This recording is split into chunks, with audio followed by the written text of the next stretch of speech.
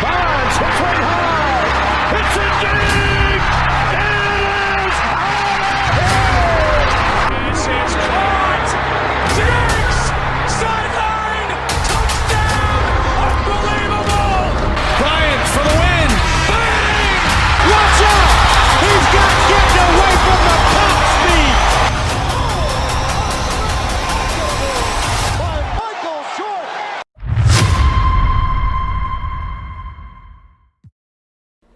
What is going on, everyone? Welcome back to another SGN video where it's all sim all the time. Today's video, we're bringing you the best rotation setup for NBA 2K25. Now, every year, most of what we do carries over from year to the year prior. However, there's always a couple changes that need to occur, and I'd like to go ahead and break this down for you guys in a nice, easy to follow along video.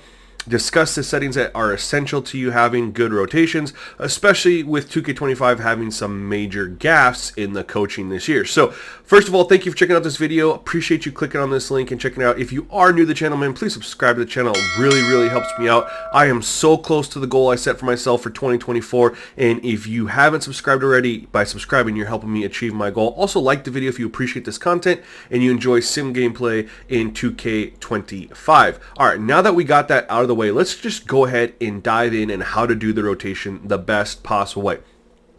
I do want to say a lot of people like rotation timelines, and I have dabbled with it years past, but I do not do rotation timelines for two reasons.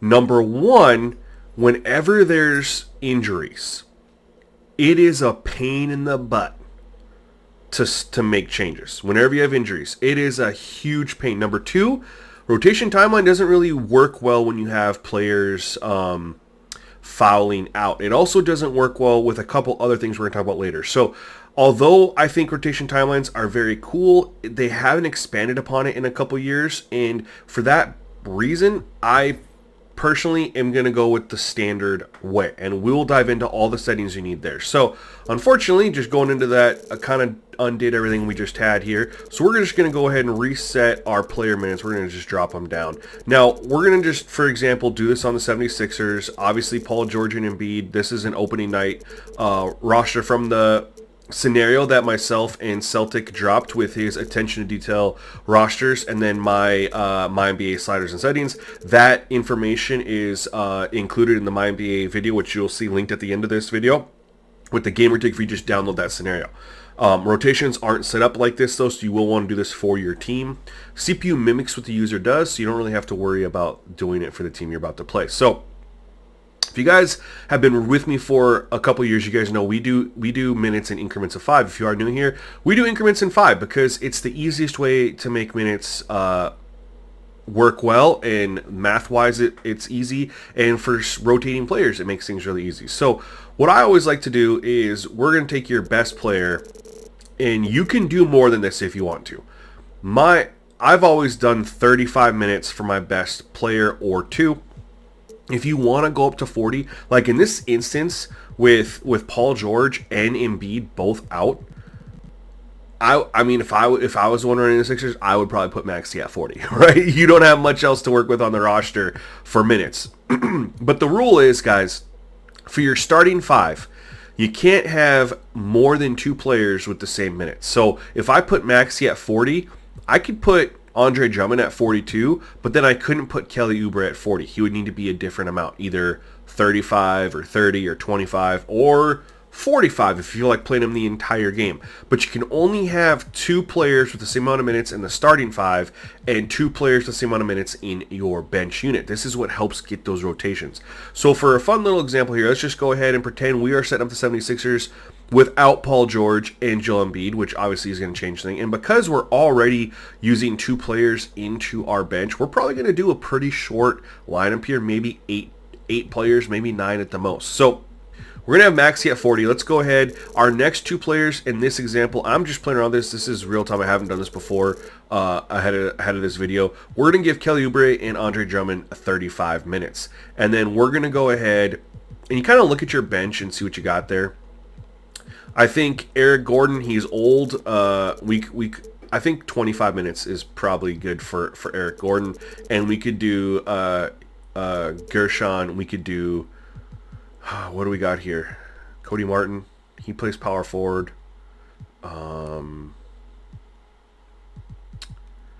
Yeah, we don't really have much else. So I think we're gonna have to do we're gonna do him at 30, right? And then our sixth man, you always want to give 30 minutes to. Sixth man. And then Kyle Lowry, because Maxey can play the shooting guard as well. Kyle Lowry only plays point guard. That's okay. We're gonna go ahead and bump him up to 20 minutes.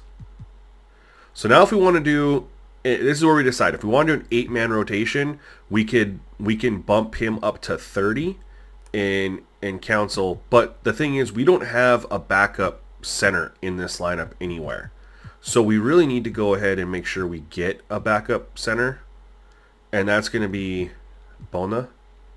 And we're going to have to put him in Reggie Jackson. You're not getting the tick. So in this situation, we're going to need him to get some minutes. I mean, Drummond's at 35. So we're going to need to, if we give him 15 minutes, that means we're at least getting to cover 48 minutes in the game, right? So we could do that, and we can do that, and boom, there's a 9-man rotation for you.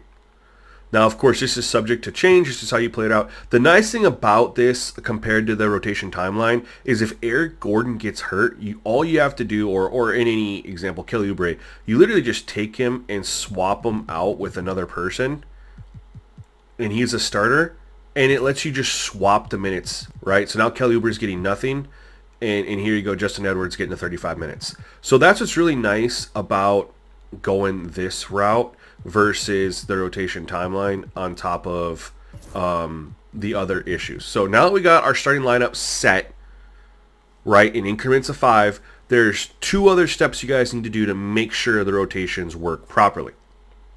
The first thing is we're going to head over to our coach settings, and we want to make sure our bench depth is accurate. So we have 9 players in our rotation right there, I believe. Did I do that right? 9 players. So I've always been set at 1 more. You can do 9. I have personally felt like just going up to a 10th spot just helps the rotations a little bit more, even if you don't have anyone getting those minutes. But if you want to go with 9, you're more than welcome to do it. I just like to go 1 more than what I'm actually doing. Bench utilization has to be 100 for your players to rotate out realistically and to avoid those mass subs that we hate. The other thing is lineup performance per factor. This needs to be 100. If you got a guy who's just killing it off the bench, or like we have Eric Gordon getting 25 minutes, if he's absolutely crushing it, they're going to let him go a little bit longer than they normally would have in his standard rotation or substitution because he's on fire, right? Make sure you have these things. These really help the rotations work because you're gonna. This also works if someone's sucking ass, right? If someone's being horrible, they're gonna get them out of the game and make your rotation changes differently. So these 2 are extremely key. Bench depth, like I said, I've always done 1 more, but if you want to just do it as is, you can. Everything else is irrelevant to rotations. One other setting that's really important is you have to, once you're done, back out. You're going to go over to your coach settings. So last year they added this cool substitution method that was ACE, which would ACE controlled your rotation and made sure you had a score on the floor at all time. Worked pretty dang well last year. This year it's a heaping pile of dog poop.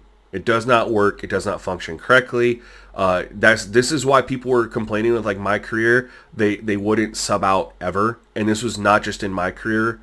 This was in everything. Players were not subbing out, and they were on ACE. So going to rotation, which we always did before 2K24, fixes the problem. The only difference is you don't have that guarantee. Make sure there's a score on the court at all times, whatever. Go to rotation. The next thing that does impact this a little bit is your adaptive coaching engine in general. Now, I'm running it off right now for one reason. And that's the reason that, and you guys want to definitely check this. This is not rotation related, but I'm telling you why. Because if you want to run the adaptive coaching engine for your offense, which does have some impact on your rotation, not a lot, but it does have some, is the CPU will just randomly assign your point guard to defend the defender and stuff like that. And so that's why I'm just leaving this on off right now. You can do, and I know you're like, well, isn't that defense only? Yeah, but it seems to be there on offense too. And I mean, I haven't tested it a ton with it on off, and it can pop up randomly. So I'm going off for now. But if you want to go offense only, I do not recommend ever having ace for defense because the CPU just goes berserk. So these are but the most important one here is substitution method on rotation, and player minutes set it to manual. I forgot to cover this one.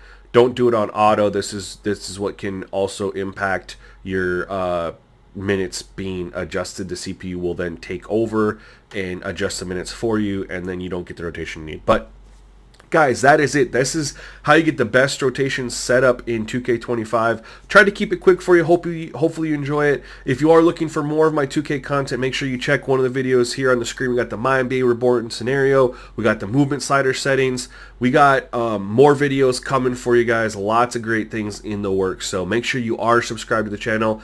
And as always, stay tuned to the next video. Peace.